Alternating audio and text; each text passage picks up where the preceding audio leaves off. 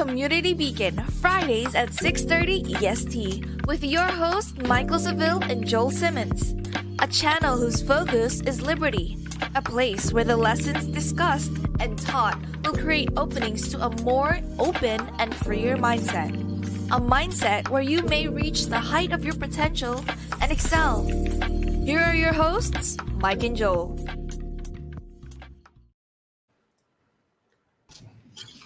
Yes. One more time. We back again, brother. We back again. I'm blessed to be in the place, man. What's going on, man? Real estate Mike Seville here in Palm Beach County. Community Beacon here with the host with the most, the co-host with the most, Mr. Joel Simmons, Tenacity Foundation. What's going on? The motivatorpreneur. Yeah. What's going on, brother? I'm motivated. All right. I love it. I'm glad to be able to see you again. This has been an exciting week. Lots going on. I'm tired, brother. I'm tired. I'm ready for it to be the weekend. We don't have Honestly, time. I am we don't ready. have time for it. We don't have time. We don't have time to be tired. I'm saying that. I got a chance. Shouts out to Anna in the background doing everything that Anna does. Shouts out to Angel in the background doing everything Angel does. Yeah. Anna's putting things together. She's keeping us in check. I got a chance to see some of the clips that she was making shortly ago, and man, I was looking at myself. I said, "Boy, I look tired in those videos. Where was my pep? I think I was leaning in the cup, but I said, listen." They were hot videos, though. They were real nice. So I'm excited for those eventually when those start coming out and they're ready. Man, we're moving. I said, and I want us to get into the show. I think we have a little bit more time today than we did last week. Shouts out to everyone who checked in last week for the show. If you didn't check out the show last week, what was the show? Passion versus Purpose was last week. No, last week we were doing value. This is the month of value. So last week we had value, and it was more about being busy. I think that efficiency versus being busy. Right. Busy versus being efficient. Wow, this is how many shows we have. But I was going back to seeing like where we came from when I'm looking at those clips with the clear wall versus now. We have the TVs in the background. We have the lighting. I see the candle going on over there. I got my Yoda on my left arm with my I call this guy is that Grogu or is that Yoda? Grogu or Yoda, man? It's Grogu. It's supposed to be Grogu, but yeah. And then I got my you're schooling me now. I'm just saying, because we got people out there that may be, Star Wars at heart, and we represent correctly. No. Well, let them check me then. And then I got this, my Darth Vader on the shelf. I never had the elf on the shelf. I had the Darth Vader on the shelf. I used to bring it up for Elijah. I used to just pop it up in place. I was like, oh man, he moved. And then I remember one time I had Chris call in and pretend like he was Darth Vader. He used like a voice disguiser for Christmas. It was fun. We had a good time with the young man.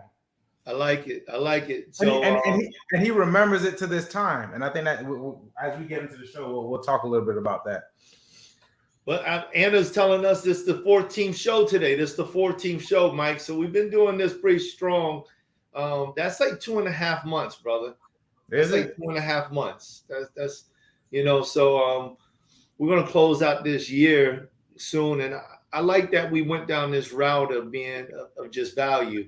It's funny how art imitates life or life imitates art. I don't know. There's a huge argument between the two of them, but it seems like so often we'll start a program, and while we're starting that program, I don't know about you. I feel like it's both of us, but have these opportunities to recognize exactly what's going on, exactly what we're talking about, and I think that's just a powerful thing. Community Beacon is a place where we're always in search of the truth. We're always looking to expose the truth and to be part of the truth And, the scripture teaches us that the truth will make us free. So it's an important thing because, Community Beacon is that place where, that beacon, it's a light, that shines even in the darkness. And it's always speaking to the liberty, to the freedom of the few as well as the masses. And no matter what we're going through inside of our lives, it all comes down to, are you free at it? Are you free? Are you locked into some type of position? Are you locked into a mindset? Are you locked into, a financial struggle? Are you locked into a damaging relationship, an abusive relationship? Are you locked in? And, in the Community Beacon, we want to expose a lot of those things where people feel as if they're locked down, and they need liberation. Well, you can come to Community Beacon and you can hear some of those things that you're looking for to gain the liberation that you need. I mean, you got Mike over here, co-host Mike, this brother right here. He's a genius in the real estate. He is a thinker.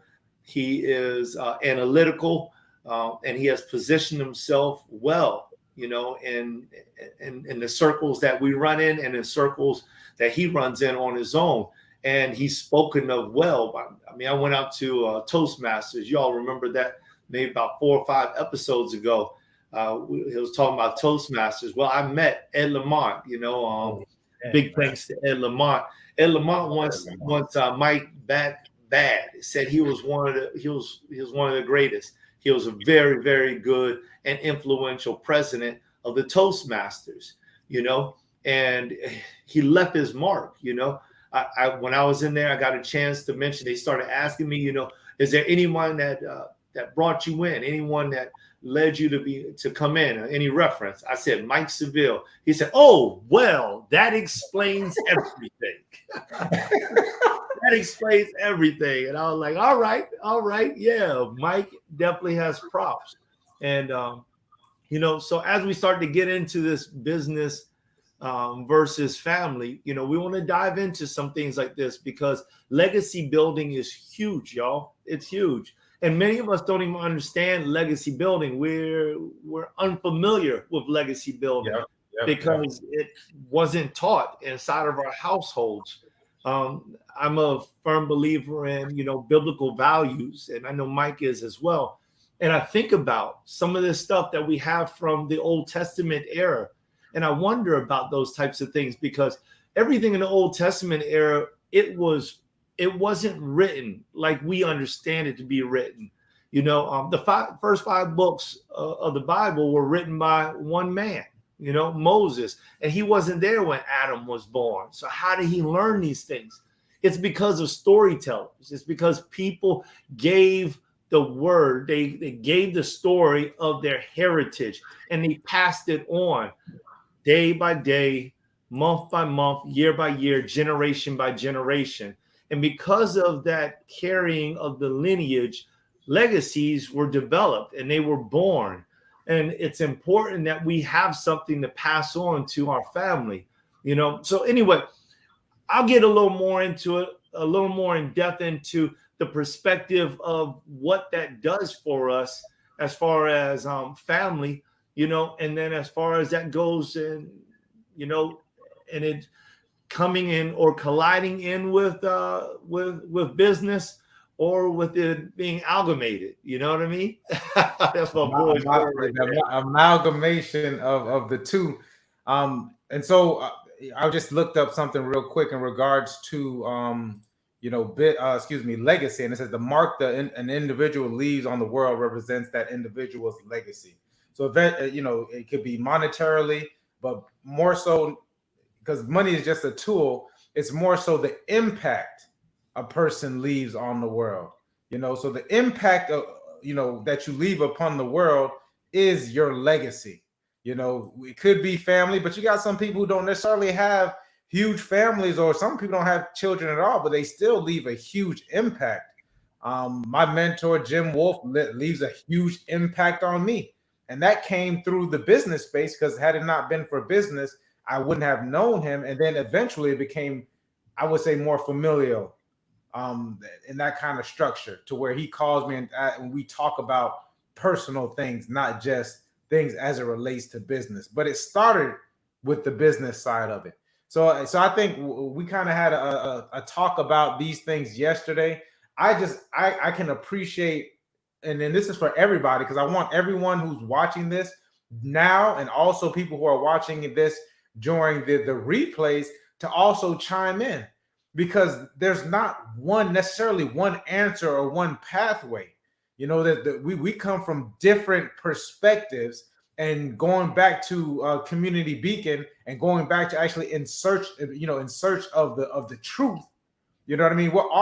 We may all end up in the same place if we're in search of the truth. However, we may find different pathways to get there.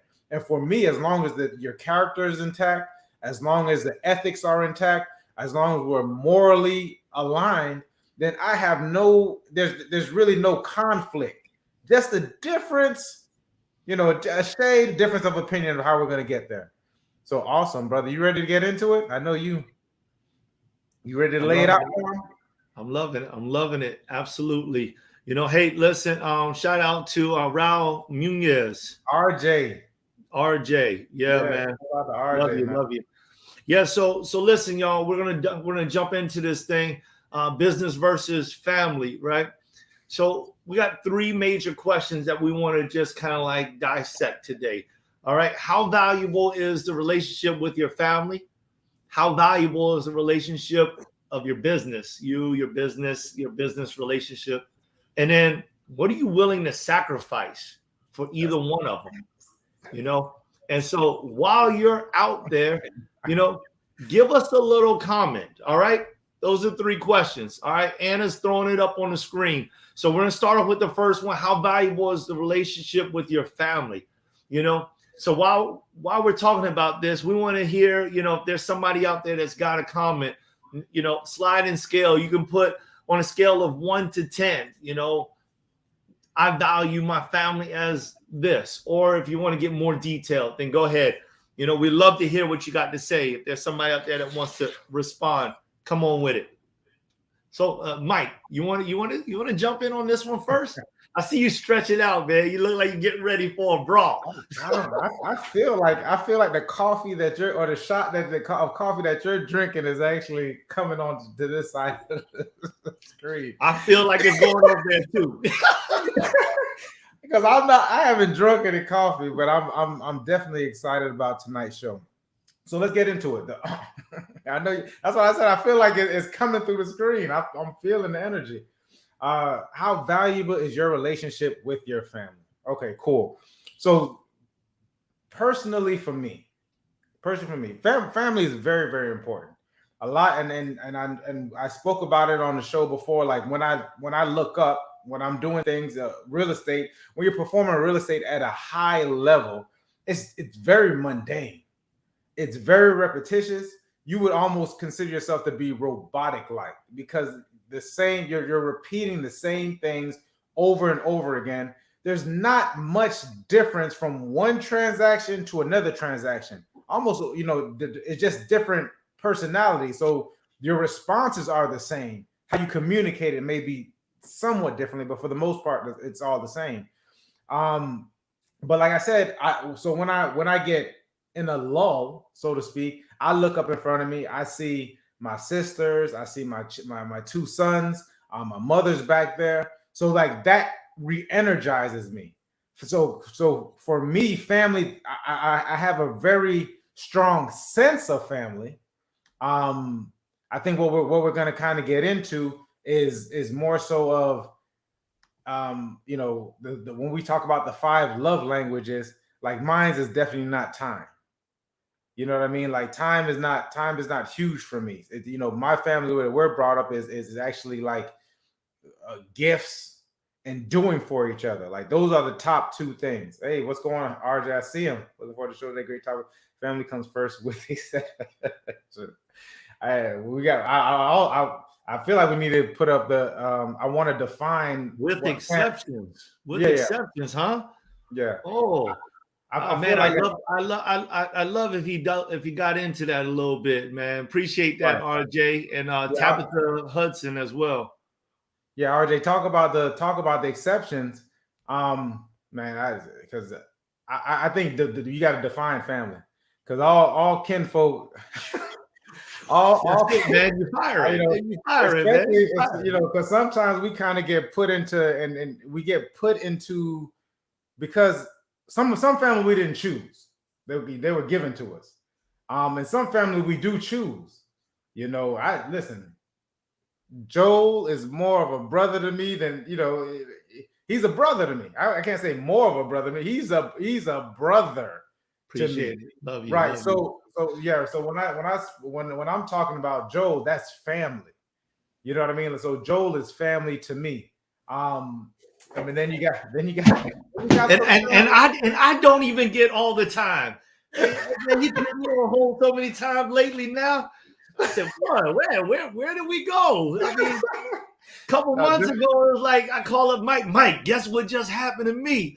And Mike's like, "I got time." But now it was like Mike is like, "Hey, listen, text message come back. Listen, brother." The brother know. The Thank brother you for knows. the text message, brother. Thank you. The brother know he's of high priority. So when we talk about how valuable your relationship is, what I want to dissect is exactly like you got to put things on your priority list. You know what I mean? I'm huge on creating a priority list. I make it very, very simple. It's from 1 to 10. One is one is just like you don't even pay attention to it. And when we speak about it, and you'll notice that we build on each show. We build on the foundation of what we talk about. But one is like it doesn't matter whether you bring it up or you don't. It's gone here. I'm not even thinking about it. And 10 is like it's very, very, very important. So when I talk about family, even the people within the family, just like RJ said, I wouldn't say with exceptions. I would just say there's certain people in the familial structure for whatever reason. I'm not going to get too far in depth into it, but they are of certain importance. They are on that 1 to 10 list. And I feel that it's very important that we define those people and those things. All right. I like what you're saying. I understand where you're headed with that too, Mike. I really do. I feel like I do. You know what I mean? I definitely want to, I would hit it this way. When it comes down to family, right? There's different rules. So me, myself, I got the family in my household. I'm the king of my household, the head of my household. If we wanted to go there, I would say I'm the priest of my household. I am the everything of my household. The buck essentially stops with me. My wife comes to me, my children come to me. I got neighbors that come to me and friends and family that come to me. But when it all comes down to it, it's like when I align my goals, and just like Mike was just talking about, he looks up and he sees all these pictures of those family members that he has there, those close individuals, maybe that's aligned with his purpose. That's the same thing for me, like my legacy. I want my little boy to grow up and to be able to walk in a good name. When they say Simmons, it means something. My daughters, when it says Simmons, right now they can go from here to Washington, D.C. And if they travel in certain circles, they'll call my daughters Simmons child. Not that they don't have a name, but it's because of the works that I've done. And there's a scripture that teaches us, if you don't believe me for my sake, believe me for my work's sake. So there's something that I've done, and I'm not trying to get ahead of myself or make myself seem as if I'm this when I'm not. I'm just saying that I'm out here and I'm doing what I do, just like Mike is doing what he's doing. And just like many of you are doing exactly what you're doing to make the world a better place and to make it better for your family. So for me, it's like, it's really big, especially inside my household, especially with my children. My wife, that's bone of my bone, flesh of my flesh. So she's here with me, and whatever move I make, she makes, and she's very influential herself inside of her circles and inside of mine as well, because she's put a major footprint on this planet with the deeds that she's done. But my children are growing into this thing. and I want to be able to offer something to them. So the value of my children, of my wife, is extremely high. I mean, the value of my mother is extremely high as well, because she birthed me, and because of the sacrifice that she gave for me. My mother has her own business, and she's very successful with it. She started it about 20 years ago, and I'm gonna age myself. When she started her business was when I moved out the house. She waited. She didn't want to take a chance that anything that she could do financially would hinder me progressing. So she sacrificed that. And when I moved out the house, she went all in. And she sold all she had, so to speak. She picked up and she took everything she had. She bought a piece of land, and she began to grow, to sow and to reap, sow and reap, sow and reap.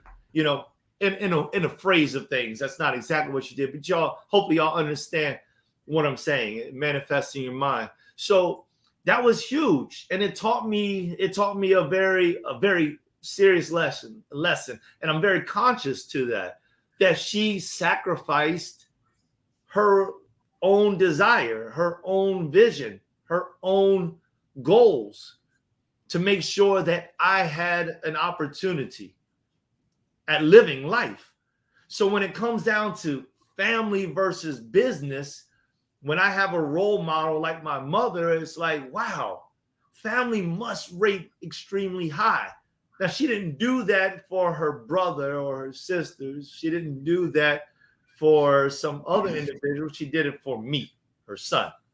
So in turn, I feel like I need to do the same thing for my children so that they can grow and be strong, because I just feel like that's what we should do as parents, right? I mean, we brought these children into the world. We were brave enough to go and do the deed that brings them in. The next thing you can do is raise them, and raise them right, and prepare them to be the best that they possibly can be. What you say about it, brother?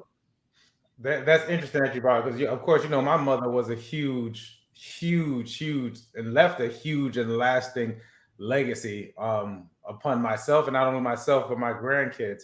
So one of the things that I hear is definitely the sacrifice that's made by the parents in our lives. And obviously you're talking about your mother, I'm talking about my mother, that they ended up making. I guess, and each person has their own, you got your own cable toe. You know what you can, the load that you can bear. So my mother did it all. My mother had 4 children. She worked tirelessly for her children. So what I saw from a lady who was going in there and working 12 to working 12, 16-hour days for the most part, to make sure that her children are provided for, and also running her businesses. She had property, real estate, etc. She was also handling that on the side, and this is all while I was younger. Of course, when I left home, I don't think she knew how to stop. So just like how when you saw, you took that influence from your mother, I did the same thing. So her working 12 to 16 hours, if I work less than a 10-hour day, I feel like I haven't worked. You know what I mean? Because I knew that she took the brunt of it, and I only have 2 kids, and at about the same age, she had 4 kids, and she was taking the brunt of it and working in as much as she could, as well as running some very, very successful businesses, real estate businesses, etc. So it's huge. What you say when parents sacrifice, because she could have easily did things, could have made her life individually more fruitful. She didn't necessarily have to do these things. I mean, this lady, she could have afforded to, but she drove the same car, her last car, for 15, 17 years. She could have bought several cars. Instead, she wanted us to have clothes. She wanted us to eat. She wanted us to experience certain things in life. So sacrifice is a huge part of it. And even further, for a man to be able to sacrifice. And I wrote down here while you were talking about your family and how you influence them. Like it starts and ends with the man to have, I wouldn't say necessarily sacrifice their vision, because you have a vision. I wouldn't ask a man to sacrifice his vision because because of a lack of vision, our people shall perish, right? That's the word. So I think it's very important for us to sacrifice our own, certain desires. You know what I mean? Like going out, like I like buying certain, I don't necessarily have to have the best car. I don't have to have this for myself. I need to have something that's going to actually add and multiply and leave something lasting for my family. You know what I mean? And present myself for my family. But as far in regard to our visions, etc., I think it's very, very important for us to hold on to those visions, to that vision. And then you have, of course, you spoke about your wife, having that wife and having that helpmate and that partner within the house, to also that you're leading, to also be able to follow that lead is huge role. Women play a huge part. And so now when the man has something that he has going on, it multiplies it. So that's what I say about that. I don't necessarily think we need to necessarily give up our vision, but we definitely you definitely need to make a sacrifice. What's RJ saying? Shouts out to RJ. Let me shout him out. This is our future lawyer. This is our future lawyer. He's currently in New York, working on his law degree. Let's go New York. All right, RJ, doing it big, man. Love it. How he's asking us a question: how does the value of family change once you have children? You know what? That's huge. That's big. I deal with I got a buddy of mine, real close to me at work and everything, and I'm always talking with him. Whatever I can do to help this dude out, I absolutely will. And he's into real estate as well. Just like Mike. As a matter of fact, I want the two of them to talk. But he's running. He's making things happen. He doesn't have no kids. He doesn't have a wife. He's got he's helping out. Helping out with family members and everything, and he's doing a great job at doing that. But children bring a whole new aspect to that evaluation of a family. Loin of my loin. You know what I mean? So it's like when my kids stepped in. Listen, all right. Let me get real with y'all. It's been a while since I went down this road. I'm not gonna go deep down this thing, but I'm going to touch on this for RJ's sake. All right. So I wasn't always on the straight and narrow, right? That just wasn't me. And there's a lot of people that have met me and they'll been like, yeah, right. I don't believe a word you say. When I tell them about my history, if I tell them about my history, and and they don't say that as if they don't believe me, because if I say it, they generally do. They just can't believe it when they hear some of it. And it's like, when my daughter was born, we were living in a trailer. Yeah. One wide trailer. You know what I mean? It had two bedrooms in it. It was me, my wife, who was my girlfriend then, and her grandmother, and then we had a couple dogs and a cat, and we had a child. No room for the child. The bed in our bedroom left about 1.5 feet around the entire bed to the entire room. That was it. So you had to kind of like squeak by, just to get by. And granted, this is still probably greater than a lot of people have in maybe some other countries. So we're definitely grateful. It didn't feel like a little to us at all. It felt like home. Anyway, what I was doing in the streets was dangerous. And what I would do is I'd take a bus or I'd take whatever, never drive, but I'd take multiple buses to get to my spot. And when I got to my spot, I'd do what I do. And I'll never forget, there was a dread out there And that dread looked at me, and every morning he would tap hands with me and he'd make sure that I was tight for the day. And he always would say, when he talked to other people, he would say, respect. That man works, respect. And I'll never forget one day I fell asleep with my eyes open because I couldn't take the chance of losing my life. So anyway, I think that I painted enough of a picture for y'all to understand exactly where I came from. Nonetheless, I would take those buses back and get back home, and one day I got the word. Somebody was looking for me.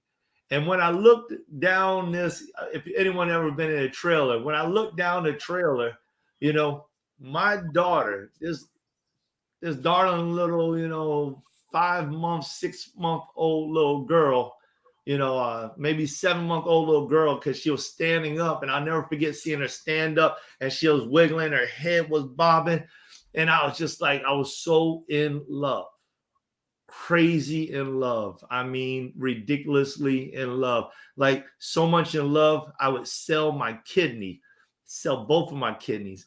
I would have sold my heart to make sure that she was okay. And I thought about it. What if they found where I live and they just shot up my place? And she was right there on the street. The way the trailer sat, the only person that they would have hit would have been my little girl. Value change. I had to make a change in my life. I had to do something different. I had to alter how I was going to get where I got because of my little girl. And so for me, I believe when you really care about somebody, and it doesn't have to be your children, but for me, it was my children. When you really care about somebody, you have to reevaluate what they're worth to you and what you're doing, how much that is worth to you, because you only get one life to live. And as many days as you have in it, you can seek out all of this legacy and everything, but you could end up being without. You could lose those relationships that mean so much to you while you're out there striving and striving and striving. So my value for family shot through the roof, and I made some immediate changes in my life. And now when I strive for the success that I'm looking for, I have this humbling stone, a place that I remember way, way back when, that I can kneel down and I can, talk to the Father upstairs and say, hey, listen, am I really going the right way? Because all that I've done to hold close those that I care so much about, if I lose that now, then what did I do all this for? So that's how that's what brings me back to the value of my family and my children and the perspective that changed for me when I became a father. 1000%, man. Excellent, brother. I'm glad you shared. That. That's huge. It's huge. The value. How does the value of family change once you have children? So for me, they didn't ask to be here. It's one of those things. Like I feel, and I don't know where this came from, but it's just the way that I am. It was like they didn't ask to be here. We brought them into this world. So I feel this personal responsibility. To influence, be a positive influence, and not necessarily have them want for anything, and this is more so not necessarily have to be materialistic things, but more so just having that presence. I think a child deserves a mother, a decent mother in their life, and a child deserves a father in their life. And so my thought process on it is not necessarily from that emotional side of it. It's more so of this responsibility side of it, of me being a part of bringing these children into the world, and me having to take responsibility for that. And so a part of the responsibility of that is that I need to sacrifice some of my my wants for my child to make sure that my child is okay. I don't care how down in the dumps I am for certain things. My child doesn't necessarily need to feel that, because this is not their choice or decision to be here. And they don't necessarily belong to me. They belong to God. That's how I feel about it. So God gave this blessing to me. So I have to be a good, I guess for lack of a better word, a steward. I have to be responsible for what God put around me.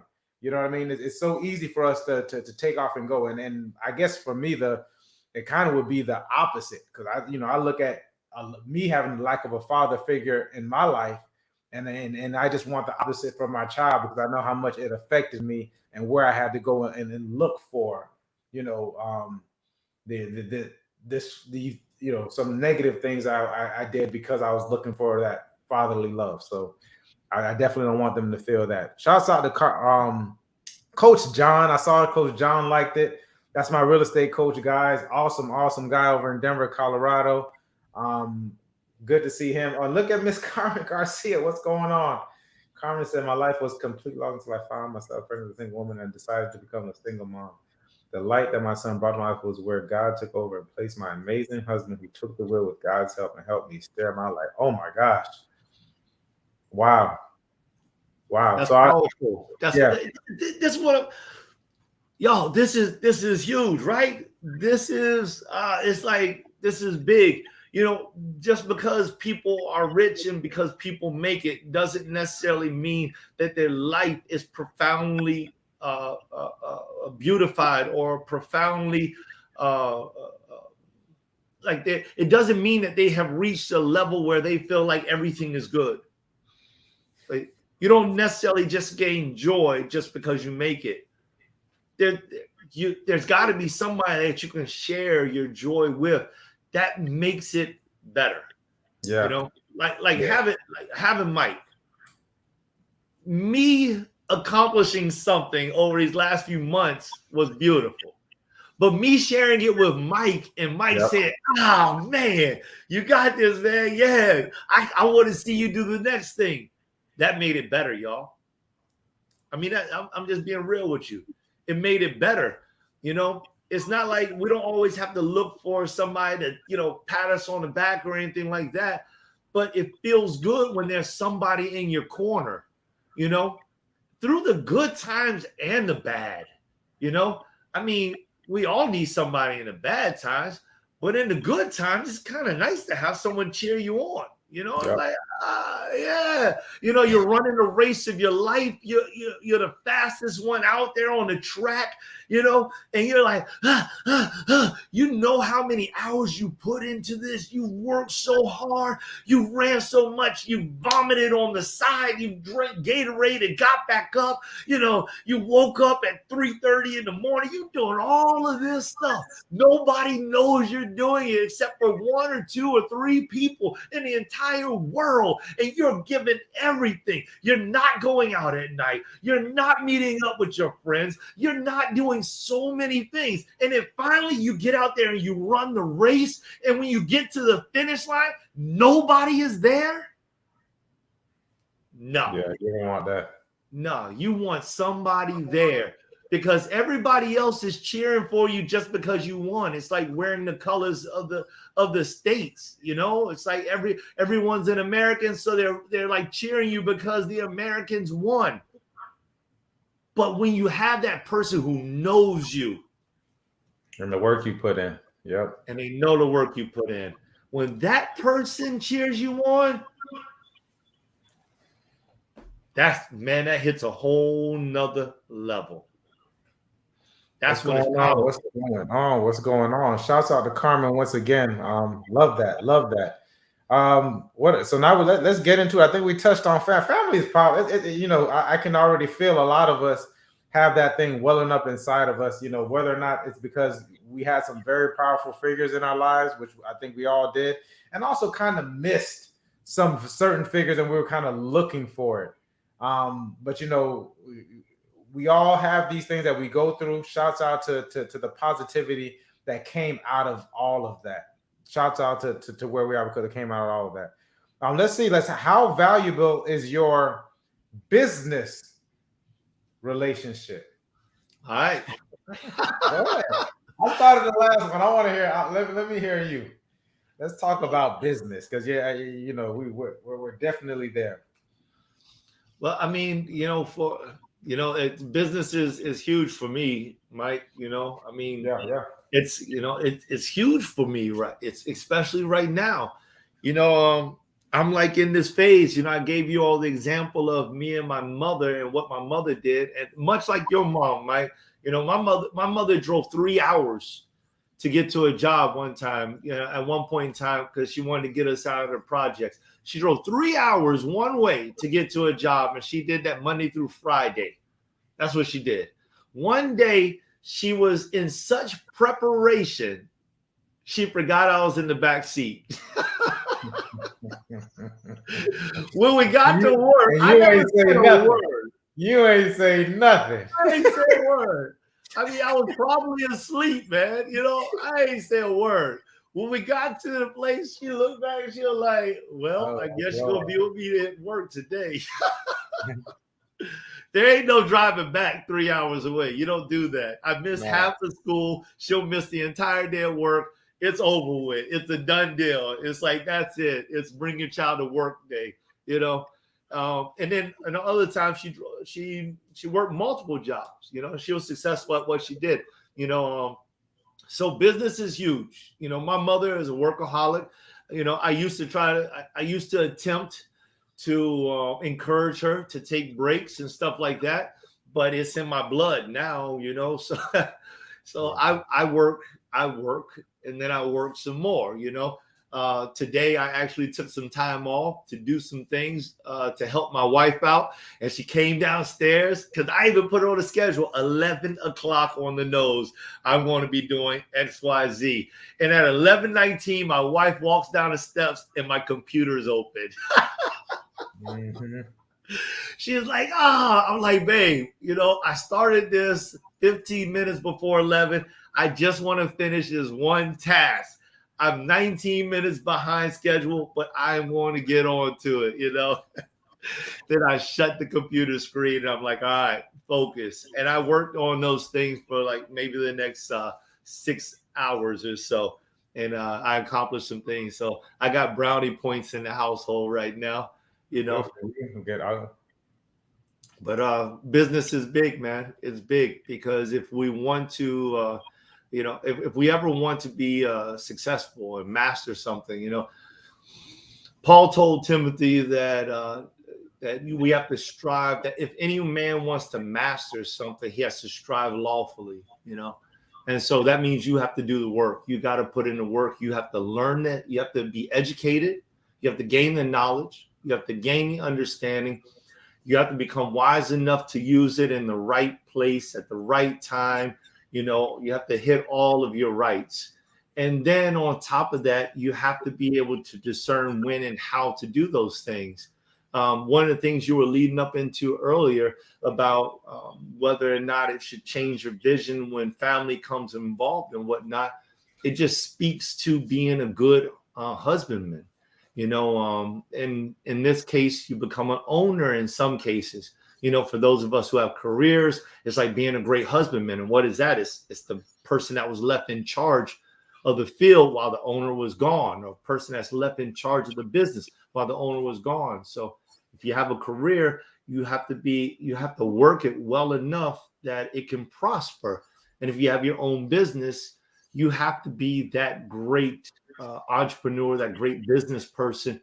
You have to strive at perfection. You have to take your failures and then turn them into prevailing opportunities. So the value of this business and the business mindset is very high in me, because I'm looking for excellence inside of me, and I want to pass that excellence on to my family. So there's a huge notch of family in my business perspective. You know, my family motivates me to do what I do. 1000%, brother. I love it. I love it. I was perusing Instagram. I was perusing Instagram one day, and there was someone who came up with a meme, or they said something. They said in this meme, they said, why do they make you? They're convincing you that a day is 24 hours when actually there's only 12 hours in a day, and they do that so that they can get 8 hours out of work. I didn't type that. They can. That was me. Oh, just leave it alone. I don't know why it popped up as me. I'm not typing. Yeah. So they can convince you to work 8 hours. So really in a day is only 12 hours, so they're getting 8 hours out of the day. And I responded. I said, well, up until it was like the 1930s, around the 1930s, 1940s, most people were working 12-hour days. Like, it's only now that we, after 1930, they started coming up with the labor laws where you were to work 8 hours a day. And so my thought process is like, well, some people are complaining about an 8-hour day. I don't know how much time you actually want to work. Like, do you want to work 3 or 4 hours? Any successful person that I know, by my standard of success, is doing 60 hours a week. Minimum. Like, that's the standard. The standard person is doing 60 hours a week in order for them to be to have things, etc. I didn't, people started commenting up underneath me. Oh, well, slavery was. It says slavery was once legal. That doesn't mean that I just don't know how you can get anything done within 8 hours. Because I personally don't do it. I'm going to classify myself as a workaholic. I'm very into my business. Business is a very top priority for me because my business is going to leave that lasting impact. My business, for my family, etc. So business and my vision is up there. I do not have a wife, so that dynamic kinds of changes. And since I'm already business minded, whenever I do get in a relation with people, I'd let people know from the beginning. I work a lot. Sometimes it looks like I'm not working, but I'm probably thinking about working. I get up at 3:30 in the morning, and sometimes I might get up at 1:30 in the morning, and I might really want to work. Like, I have to put into my schedule break times, because if I don't put break times into my schedule, I will be working. Joe spoke about striving lawfully, putting in the time to become that master of a craft. They're saying that it's actually 10, what is it? The book talks about it being 10,000 hours. I heard Elon Musk say, well, what he does is that if it's 10,000 hours to be a master at the craft, then he's going to put in he's going to work 120 hours. That way he can get to that mastery that much quicker. Elon Musk is he still the number one? He's either the number one or number two richest person in the world, right? I'm not saying that most people need to work 120 hours, because there is some joy that you should find in the process. And there's some things that just take time. We overestimate what we can do in a year and underestimate what we can do in 5 years. That's the truth. We live in a generation where we want it all within that year. Sometimes things take 5 years. You need to actually have that time period to understand and to learn. And so once you understand that, it makes things a lot easier. And think as if we have this time, but it needs to be applied. So that being said, when I take a look at this question, for me being the man, or for me having two young boys coming up after me, I want them to see. To me, I believe a man should be working.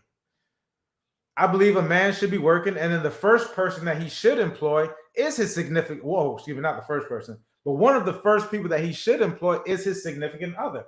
I think that the woman, that comes into my life is going to have to contribute towards this entire legacy, because that legacy essentially is hers. You know, the children are hers. You know, my legacy, they're all intertwined. So, and I don't mind putting in the work, you know, because I've seen times, and I think Kevin Samuel says, hips aren't meant to carry. What is it? Hips aren't for pressure. Shoulders are meant for pressure. Shoulders are meant to carry pressure or carry things. So so what he means by that is the man should be diligently working. He's saying that I'm aligned with that, and that he should also be guiding his wife to actually work for this corporation that is the family, to leave a lasting legacy. Because I don't necessarily just want to work for my kids. I want to work for my kids. I want that to transcribe to my grandkids, and I want that to go on further and further so all the people that come from my legacy will have a big picture of my smiling face, might be my little character on the wall to say, look what grandpa, great grandpa, great great grandpa Mike did. So I need my business to provide that as a vehicle. Man, that's powerful, because you know that really takes us from, that's a difference between business versus family, is what I'm hearing from you. It's not necessarily business versus family, but maybe even more like family business, right? You know, is what is maybe part of your perspective and what you're building towards. Because at that point in time, you know, once the two of them cross and they're intermingled, and where there's balance, you know, then you all can all grow. It becomes less of a Mike Seville legacy and more of a Seville family legacy. And I think that's a beautiful thought process. You know, I don't know if it works everywhere in every single state of mind and every single family. Sometimes the man runs ahead. Sometimes the woman runs ahead. You know, Obama created a legacy, you know, in becoming the first Black president in the United States. You know. But Michelle is still doing well. You know, she's done so many different initiatives and has been out speaking, and she has led the country, and especially gave a lot of light to how a woman is able to be successful and doesn't necessarily have to be the shadow of a man, right? Some of the stuff that she did, she's still doing. And I was really impressed also with some of her clothing, the dresses that she was wearing, because some of those dresses that she was wearing were just made from, you know, mom and pop stores in the neighborhood, local neighborhoods, instead of wearing some of those really expensive outfits from those top prize type of organizations.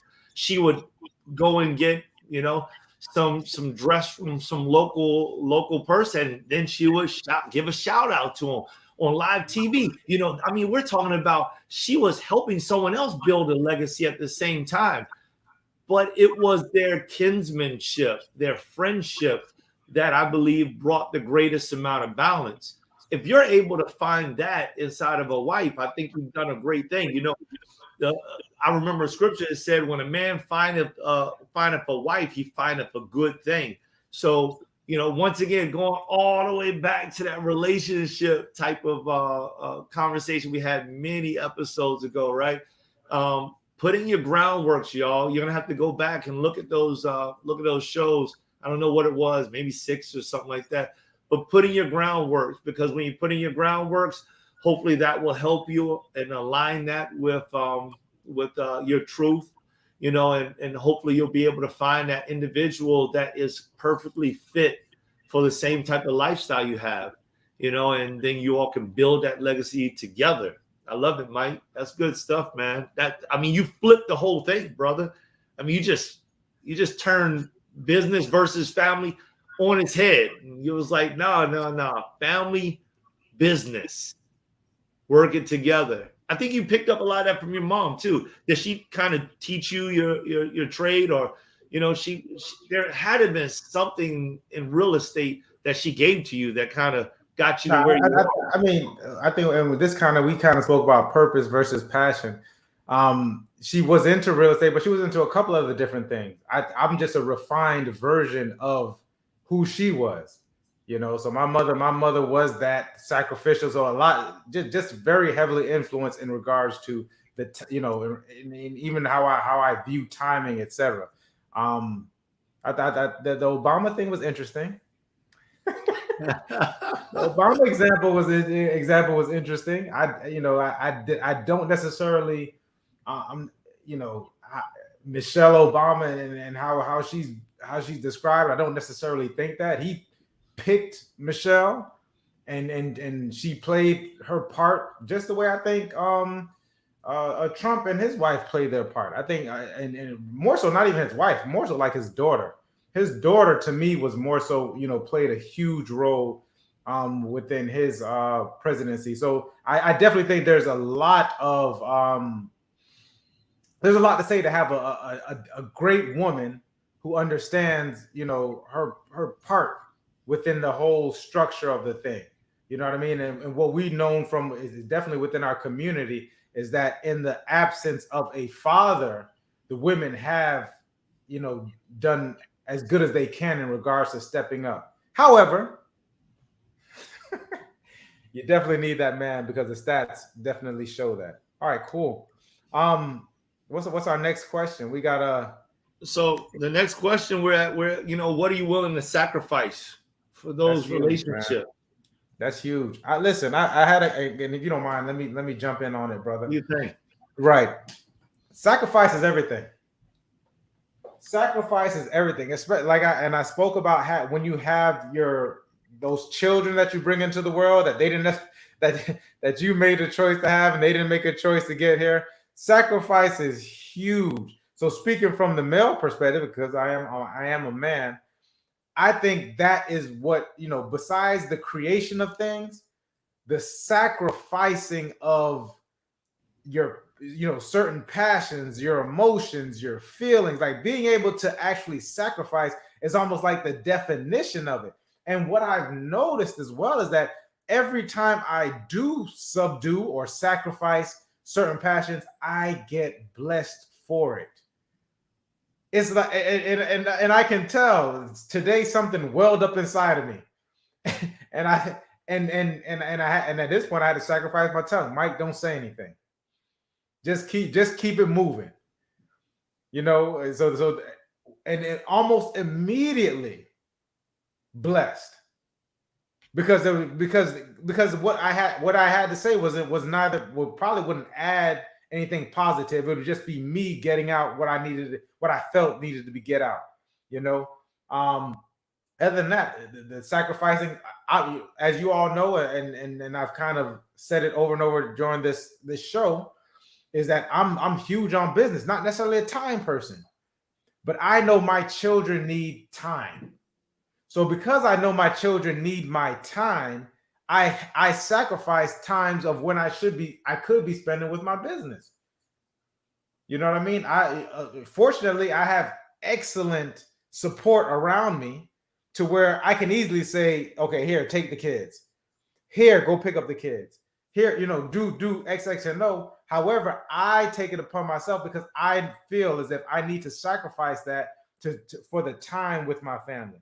So sacrifice is huge because even though I feel like I need to be go in this direction, I also know that this is something that they need. I heard Nipsey Hussle say, how do children spell love? Time. It's time. They want to be around you. So when I heard that, and then also, you know, having excellent role models like Joel around me and seeing seeing how his interaction with his children and him spending time with his children, etc. Like you know, you can't, iron sharpens iron. So because I see the loving and kindness that he shows toward his children, it also makes you want to become a better man as well. That's why you got to get around great people. Be around great people and see how great people interact. And you can't help but a lot of that stuff rubs off on you. You know what I mean? So get around those great people. That showed me, okay, Mike, because of my personality, and I spoke about it on my show on Monday, I tend to be a driver. My love language is not necessarily the time, touch, that's emotionally like that. But I do have to be empathetic and sympathetic towards how other people are, and how they do it. Like Elijah's a huge hugger. He's like he likes to be, he wants to hug, he likes to spend time, that type of thing. So because I understand that, I do have to sacrifice, some that I possibly could be doing to do the time with my child. So sacrifice is huge, people. Sacrifice is huge. I love it, man. Yeah, that's powerful. Sacrifice is huge. Without sacrifice, it's hard for us to be able to make the moves that we make. It's hard for me to make my moves. I know, and Mike's telling you right now about him, and I'm sure there's many more of you out there. There's got to be a balance in this thing, because in some cases it's like, all right, listen, fam, this piece I got to take care of this. I got to take care of this, and then I got to get right back with you. So one of the things that we've talked about is quality time. When I can't offer a lot, when the quantity isn't there, then the quality of the time spent makes a huge difference, I believe.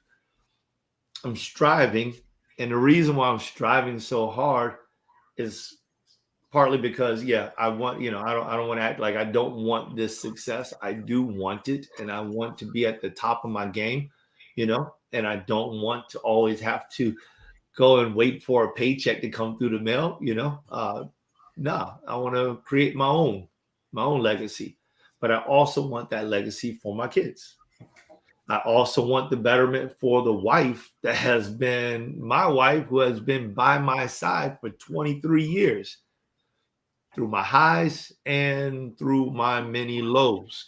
She stood by me, and she really gave me insight on what loving was truly about, especially in some of those lows, and the way that she stood by me, no matter what.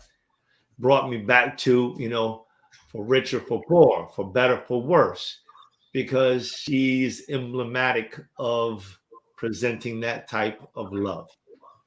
So with all that being said, there comes a time when there must be a sacrifice. You have to give something up. Now, in one hand, we can call it balance, because if you schedule yourself out, hopefully everybody is okay. If they're all in agreement with that scheduling, then it's like, all right, let's just do it that way. But sometimes the scheduling doesn't work out so well. Sometimes you got to give a little bit more, or you can't just turn it off right now. No matter how well we time manage these things, you cannot always time manage family. When people need you, they need you. One of the things that Mike have put out there before is that was that scale. What is that thing called with the 4 blocks, and it gives us that rating, Mike? What was it? The quadrant, the time quadrant. Yeah, the time quadrant, and how things are elevated some days inside of your life. You have to change the direction. You have to reprioritize the direction, and you have to tell someone, hey, listen, I know we were going to do this, but we cannot any longer. I've got to take care of this. It's come up. And so those types of things make it a little bit difficult. Nonetheless, that sacrifice always turns out, especially when you sacrifice for those that you love, I believe it always turns out to be for the betterment. Now, I say that with a grain of salt. Going back to RJ, I think it was, with exceptions. Now, he never dug into those exceptions. So I hope that one day Mike and RJ talk, and maybe he'll share with me with those exceptions and that smiley face at the end, because there are those that you have sacrificed for, and that it has been fruitless. And Mike, one of the things that you said early on in the shows, and I know this is a part of your philosophy, is that, trust is big. If you wanted, before you invest all this trust in people, give them a task. That's what Mike would say. Am I right? Yeah, you're right. You're right on. Yeah, I'm listening, brother. I'm listening. I'm receiving as much as you put out too. I'm receiving that thing too. So you give them a little task, like, hey, listen, And I mean, I don't know. I'm not really into the whole testing of things, but I do give people opportunities. You need something, here it is. I'm not big on. I'll give you an example. I am like anti-borrowing. Now, there are some people, I've let people borrow some pretty nice When you say anti-borrowing, are you saying that you don't want to borrow, or you don't like to let people borrow? I don't like to borrow. Okay. And I don't like to loan. I don't like to give to someone who wants to borrow. Got it. Okay. So all around in totality. So when I say anti, that's exactly what I mean. I mean, okay. I much rather give it to you. Here it is. That. Right. I much rather give it to you. But there are some, but it doesn't mean that I will not borrow. I will not give to somebody for them to borrow. Doesn't mean that I won't do that. And if I ever fell into that category, I'm not so high that I wouldn't do it. Right. I have to remain humble, because if it came down to, my ego and my family, then my family's getting the upper hand. Yep. Yeah, am I right? But that's the sacrifice of the sacrificing of the ego. But go ahead, brother. There you go. You're right. So like, came a time when somebody wanted to borrow. They wanted to borrow a good amount of money, enough money where it put a dent in my bank account, and they felt some kind of way asking for it. And I said to him, because this was a very, very good friend of mine, a brother of mine, a loved one. And I said to him, listen, you don't have to feel any kind of way, nothing at all. Because number one, I know you don't want to hurt me or my family. And they agreed. And I said, number two, you will do exactly what you say you'll do. And they agreed. And I said, I don't have any issues. Now, part of this, I went on and gave it to him. But when I went back to my wife, I said to my wife, because, and I'll give you a little background on this. I said to my wife, no matter what, if they pay back or not, it doesn't matter. I gave them the money. They can have it. We don't have it anymore. That's it. We're done. Now, if the money comes back, great.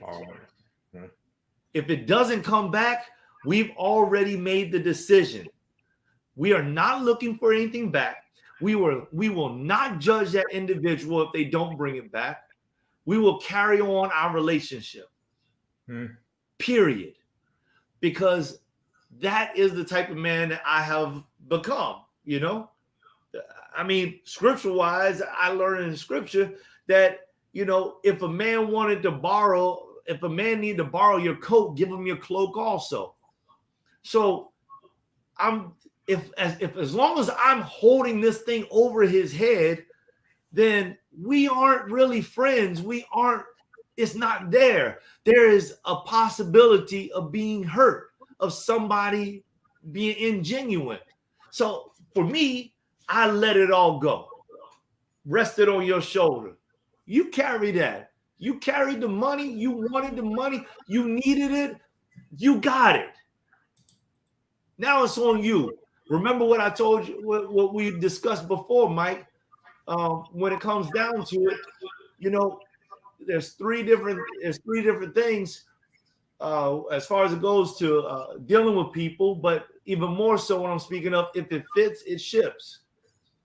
When you give something out and they accept it, it's theirs. As long as you hold on to that piece of it, You're holding on to something that can affect you for the rest of your life. It can affect your relationship. It can affect how you deal with the next person, all of those things.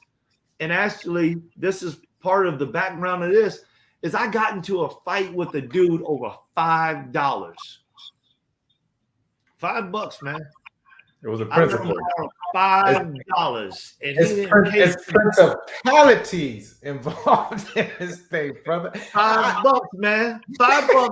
I got in a fight with a guy. I got kicked out of school, and I was already kicked out of one school and sent to another school. And then that day when I let him borrow that money, I got kicked out of that school because I got caught fighting this dude. And then I ain't have no school to go to.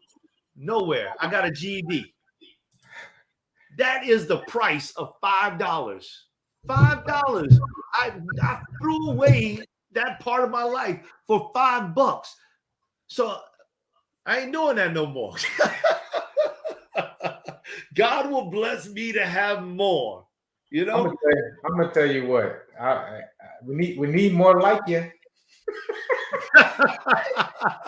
There was always a saying that someone said, never loan something that you can't stand. That was good. So I will loan people money, but not if it's gonna affect, my family's situation. I'll go without personally if I feel it, but I won't let it affect my family situation. I understand that part of it. I also believe in clearing the stuff up, because I don't like loaning people money and they say they're going to pay it back. I'm not the type of person that's going to hound you about it. I'm not going to write you letters. I'm not going to write, other than, hey, unless you tell me something, you know what I mean? Then I'll be like, okay, well, let's arrange for this to happen. But when I see you, well, when I see you, I'm going to ask you about it. I'm going to ask you about it. Hey, what's going on? If this was going on. So that's what I'm talking about, though, brother. That's why those three things: forgive them, forgive yourself, let it go. That third thing, that's hard, my man. No, because this. I can put this as ego. But however, I'm going to ask you about it, and it's not necessarily I have to separate myself from people, and what ends up happening is people separate themselves from me. So, and then it's fine, and that's exactly what I want to happen. I want you to feel uncomfortable around me, especially if it's something that you said. Because if I give you the money, if you just said, listen, just give me the money, then that's a whole different thing. But if you're telling me if you're telling me that you're going to pay me back, then keep your word. That's it. That's all I'm telling you. You know what I mean? And maybe, and at the end of the day, what you're saying is correct, because it might not necessarily be my place to make sure a person is keeping their word. So God is still working on me, brother. That's all right. He's still working on me too, right? Brother. So when you come around me, I'm gonna remind you, hey, what's going on? Can I help you? And then I go even further, because I had someone who owed me a nice amount of money. And I said, listen, let's figure out a way. And this is for them to make more money, because I still feel guilty about them not having it, because there's something there. So I'll figure out a way, like, listen, why don't we do this?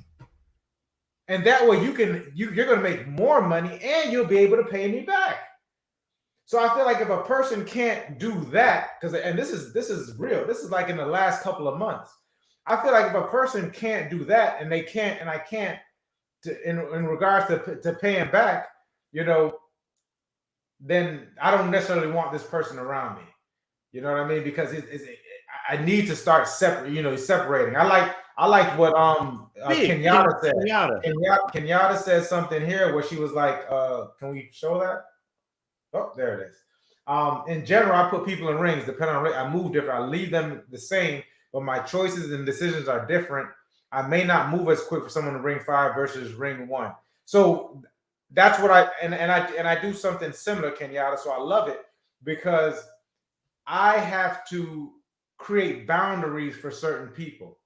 Because if I loan somebody X amount of, let's say it's money, and money is just a tool. Let's not get this. It's not about the attack. Let's not be attached to this thing, this money thing, because it could be anything. Mike, I give somebody a car, man. Right. Yeah. So I'm with you. Right, so I don't want to. We're just speaking on money because it's easy for us to imagine, to envision it. But then it also comes to a point where you have to start creating boundaries because people, whether they're family or not, and definitely in business and so across the board, like we're not all on the we all don't uphold the same standards and morals and ethics. And then the further away from my morals and ethics, I'm not saying I'm the highest person, but if we're not aligned in some kind of way, then I don't necessarily know if I want you around me. I don't necessarily know if I want you around my family because you move different.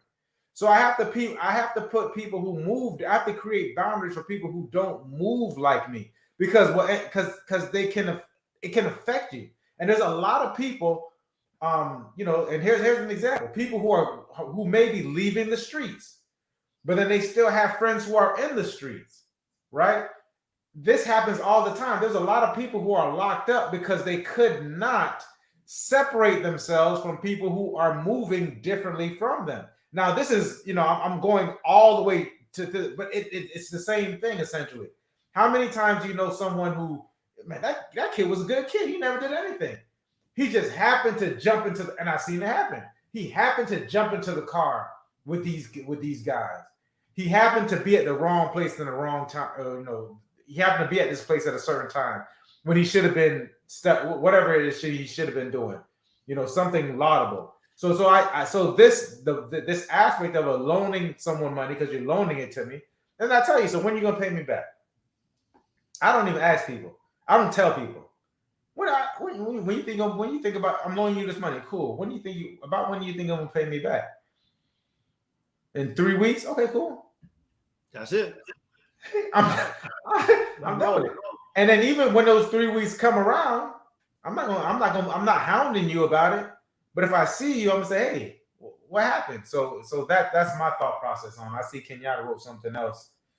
I say no to anything that's not in alignment with my values, even if it's an opportunity to make money. 1,000%. All money is not good money. I tried to explain that I was explaining that to a brother the other day. Awesome, Kenyatta. Awesome. Man. Yeah. We on the time. We on the clock. We're on the clock. We're about to wrap up, y'all. We're about to wrap it on up. I want to give you another example. Like, so I had somebody that's close, within the circle, because I agree with that. I keep certain circles.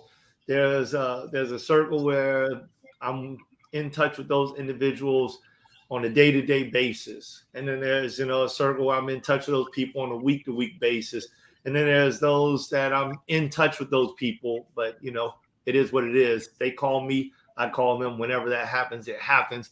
And then there's even further. So I'm with that. I like the way she's putting it, with the rings. But I definitely agree. Circles are huge. They're huge. And I think that some people need to change their circles. Birds of a feather flock together. So you need to be around like-minded people. If you're not around like-minded people, you may get led astray because peer pressure is real. And I don't care how old you are, they're like, a lot of times you see TV commercials about peer pressure and they always point it at children. What? Are you kidding me? They need 70 years old. They need to put peer pressure commercials on for adults because they do some of the stupidest things and it affects a generation of people. Yeah. At least when it's the child, it's only the one kid, and I mean, it still could be really bad because somebody could get hurt.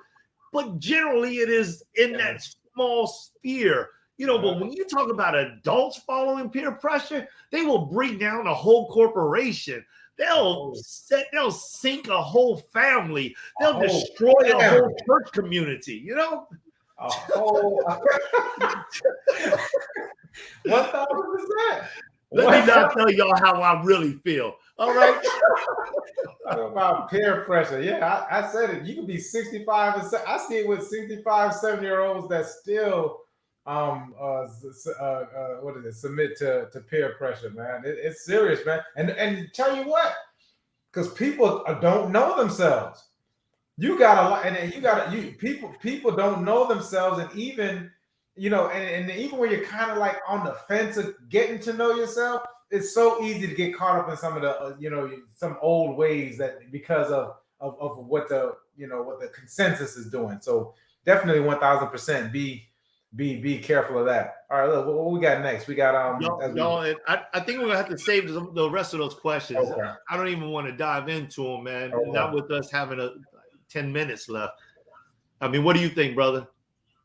No, I'm fine with it too. This has been an excellent conversation, man, and it's excellent and it's important. It's an important conversation, and so as we wrap it, what is she wrote? Okay, as we start to wrap this thing up, in regards to the family versus business, the business versus family. I'm not saying and I don't think Joel is either saying it's necessarily we can amalgamate those two things. You know what I mean? We can start to bring those two things together, because it ultimately both of those things should be considered when we're talking about our vision. They're both very important to our vision. What's that question? Should components of business or family, should they be amalgamated? That's my word of the year. It's on the screen. I'm not really getting as much as so we're uniting those things. I do believe there's certain parts of the business that should be if your business is causing you some kind of personal turmoil, etc. Like you kind of don't want to bring that home to your family.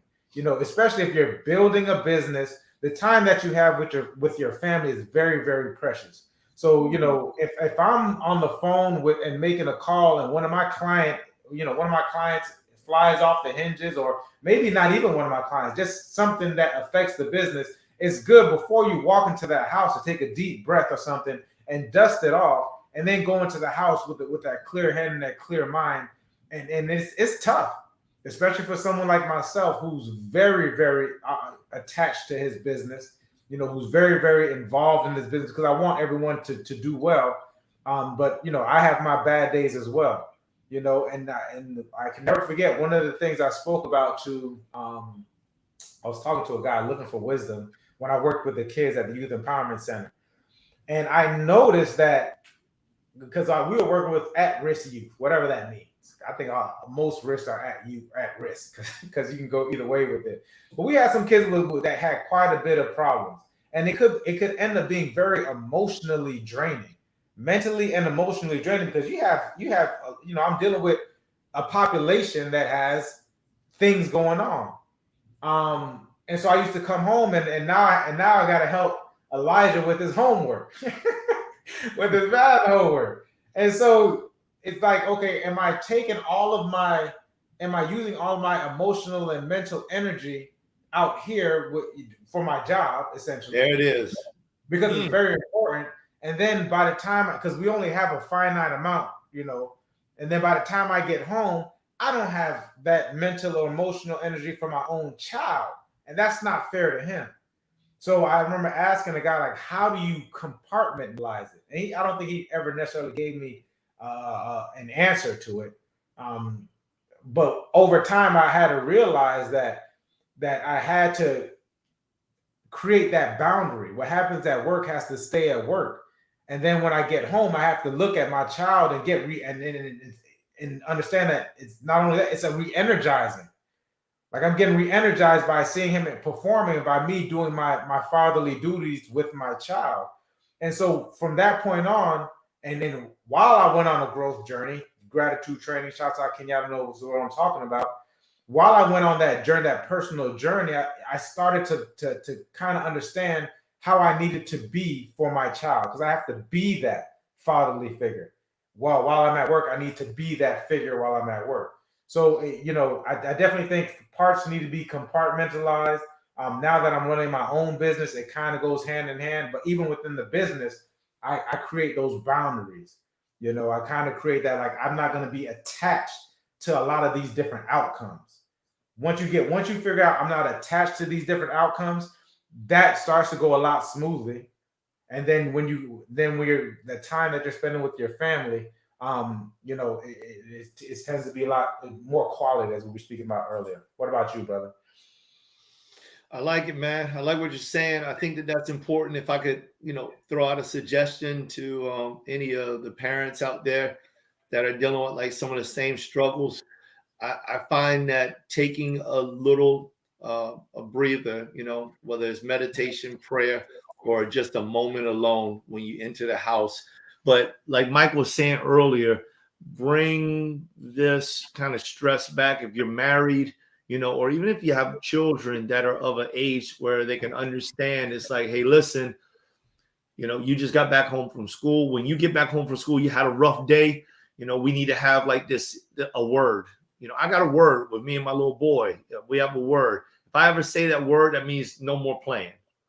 And so it's just our word. Some of the rest of the family figured it out, so they shouted out. We'll probably have to change it, but it's a word. So that wherever I go, if I say that word, it means, listen, the next word out of my mouth is not going to be in your favor. And then he can use it too. It's like, Dad, I don't want to play no more. So it's just like, one of those things that communication is key. And I think that you were riding that road when you were bringing that back home. I think that's huge. Having that communication, talking to the people that you value, that are a part of that value system, especially the ones whose value actually comparatively is elevated the same with your business, or with your vision points, right? Because those people are the ones that's going to make it difficult for you to be able to move this way or move that way, because you think a little bit longer about what they're going through while you're making these business decisions, and vice versa. While you're making these business decisions, it's those individuals within that very tight-knit circle close to the chest that you're thinking about when you're making these business decisions. So it's good to have that open communication and really kind of like set those rules. I think that was one of the things we're going to end up talking about maybe on the next week. Right. But just like, setting those ground rules and just, saying, hey, listen, if I ever come into the house and, I throw out this one word, that means leave me alone. I need my coffee. I need to sit down. I need 15 minutes. That's it. Don't talk to me. Don't ask me how my day was. Nothing. Just act like I'm not even in the house so I can blow this steam off, And the same thing with the kids, because, the kids are going through stuff too. And they don't always want to share everything, but maybe they will if we give them the space, And sometimes we have to develop that. That has to be taught, especially for parents out there. You have to teach your children about safe spaces and how they can access safe spaces and when they can bring something to you and there will be no judgment nor charge. And that's a hard thing because we're talking about liberty, right? So if they bring something to you that's like crazy off the wall, you want that. I want that, rather than they go and tell, Tom, Dick, Sue, Sally, Tim, Dre, and Uncle somebody down the road. I don't want them talking to all them jokers out there that I don't know. I want them talking to me. Yeah. So I have to be able to share with them a way to communicate to me where there'll be no judgment, no charge. It's just simply, hey, listen, words of wisdom, even if it hurts. And I think that that's what Mike was talking about when he's talking about setting up boundaries. So if anything, make that space whenever make that space anyway, whether you're going through something or not. Create that space, talk to the people in your household, the people you value. Hey, listen, first 15 minutes is mine, no matter what. After that, I'm ready for you. But first 15 minutes, that's me. And I love it. Should I echo? I don't know how to fix it. Over communication is huge. So shouts out, that was excellent. Well put, brother. Man, we're told to put a bow on it. Listen, guys, I appreciate everyone. I see Kenyatta was checking in. Kenyatta, man, I'm loving the responses, man. We're definitely on the right path, and with people like us within this community, I hope a lot of this stuff just gets out, man. So people, we love for you to share, like this stuff, man, and tell people every Friday at 6:30, we are here and we're talking about things that are furthering our lives. Just some of the things that Kenyatta wrote in here regarding creating a new neural pathway. We only do what we're taught and experienced. What Joe spoke about in regards to communication and creating that safe space, etc. Like, this is huge. This is generationally, this affects generations. This is the legacy. This is the impact that we can have in a positive way. So shouts out to that. You all know me, Mike Seville, your real estate and business guy. I appreciate you all tuning in and checking in. Mike Seville on probably all the platforms. This stuff goes up on YouTube as well. So check us out there, man. Love it, love it, love it. All right, y'all. We're about to sign out.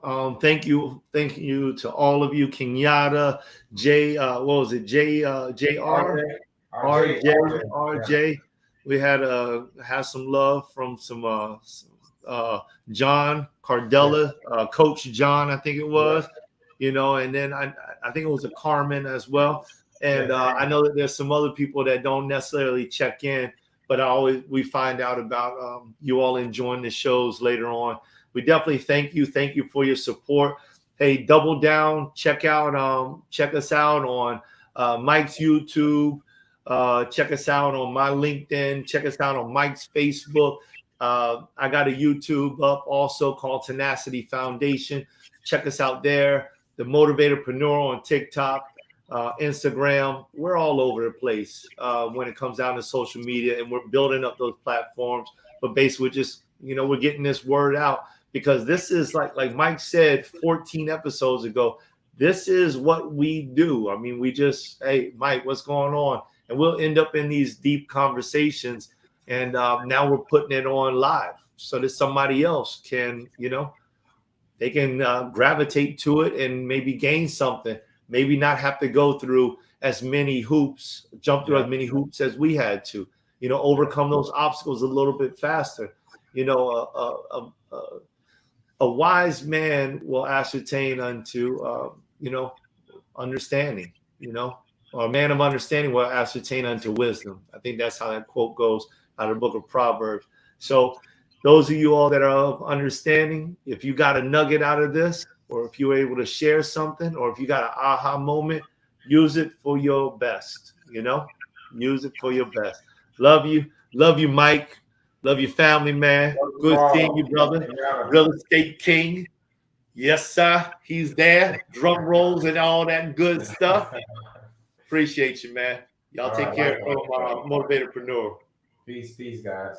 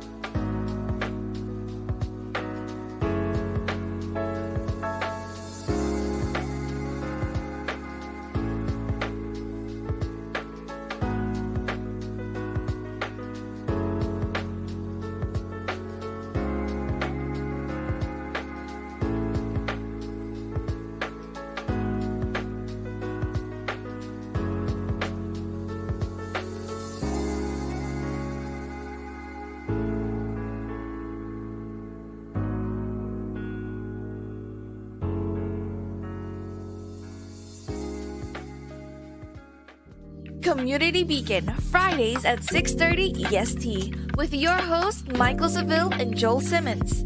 A channel whose focus is liberty. A place where the lessons discussed and taught will create openings to a more open and freer mindset. A mindset where you may reach the height of your potential and excel.